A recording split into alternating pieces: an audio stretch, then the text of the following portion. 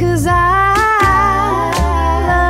love the way you say good morning, and you take me the way I am. Hi, my name is Blackmer. Welcome to my room. I'm a journalism junior at Michigan State University, and this video is about a feminist utopia.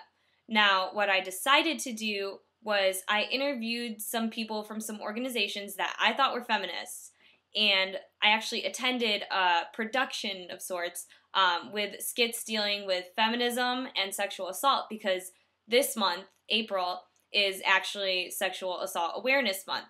So I hope this video spreads the word. We provide medical advocacy, judicial advocacy, legal advocacy, and as well as a 24-hour crisis hotline. We see a lot of victim blaming in my line of work, and that's where the victim is blamed for a sexual assault or domestic violence. Like, they asked for it, they should have known better, that kind of thing. So if I could change one thing, it would probably be that. It prevents people from getting help and people from helping each other. Flaws for women, well, living in a patriarchal society is probably the biggest one. Women's voices are not heard, we're objectified, sexually minimized as far as our intelligence and capability go. Still in some ways very much second-class citizens to men. Even though we have the right to vote, we still make maybe 70 cents on the dollar to what men make doing the same profession. So there's still a lot of sexism that exists. 1 in 4 women will be sexually assaulted in their lifetime, and a little less known statistic is that 1 in 10 men will be sexually assaulted in their lifetime. So it's a really important cause. It doesn't get enough attention, and volunteers like us are needed. So I saw a place to step up and decided to do it. We are here today representing E5M, which is an interactive social justice theater troupe who is engaging students on campus in very difficult dialogue around sexual assault. Medicine, vagina monologues this year, that was another thing that I'm involved in. And out of that, kind of most interesting is a lot of people asking me if I start dating women after being in vagina monologues, and just assuming that anybody who's concerned with women's issues has some sort of lesbian tendencies. So I find that interesting that it's hard to say you're a feminist without people thinking you're a lesbian. So that was Stephanie Flugelman talking to me via Skype, and she's a women's studies major, actually, along with sociology here at Michigan State University, and she's involved in several women's organizations, way too many for me to list, but she performed in that E5M performance, and she also wrote a skit, and you're about to see her skit. E5M stands for, just some background, it stands for every 5 minutes, because according to statistics, a woman is raped every 5 minutes. So here's Stephanie's skit. You approached me. You seemed interested. You seemed nice. You wanted a drink. I said thanks for the drink. You said I owe you.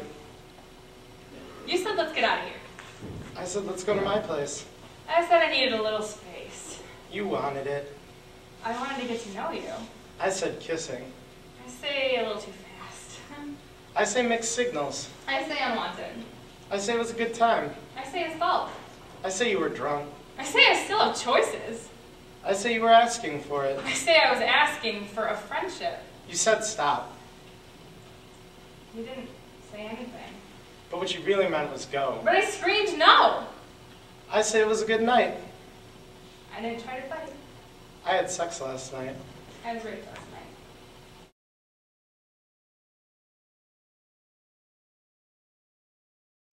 Feminist utopia. I guess it would be a place where everyone truly had equal power and control over their lives, and they would share privilege and share power, men and women. A feminist utopia would let me wear whatever I want without telling me that it looks slutty. A feminist utopia would mean that I can walk down the street by myself at night. A feminist utopia would mean that everyone would be accountable for their own actions.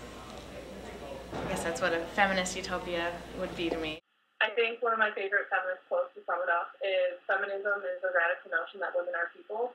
So I think in my feminist utopia, we would get paid the same as men, we would be treated the same, no double standards would exist of women around, they wouldn't be seen less than forwards, we would just be like men who can freely do those sort of sexual freedoms, and not, have issues with it in our society. So I think in feminist utopia we would be truly equal, nothing, no double standards, no anything like that. Okay, now that you saw what some other people's feminist utopia would look like, I'm going to tell you what mine would look like. First off, I go to a big university. I would very much so like to walk home by myself safely and without judgment, because I have had some people say to me, "Oh, you're a girl, you can't walk home by yourself." Next, some other people mentioned they would like to wear whatever they want. I would as well, without judgment. And last, I think that women should be treated as equals socially, academically, and in their careers. Because it's actually happened to me a few times where, I'm a 5'4" petite girl, and people kind of undermine me and treat me like I'm not as intelligent, and I can't help how small I am, That's the way some women are built. So that's my video. I hope you liked it. I liked making it. And if you want to hire me in journalism, you can go right ahead.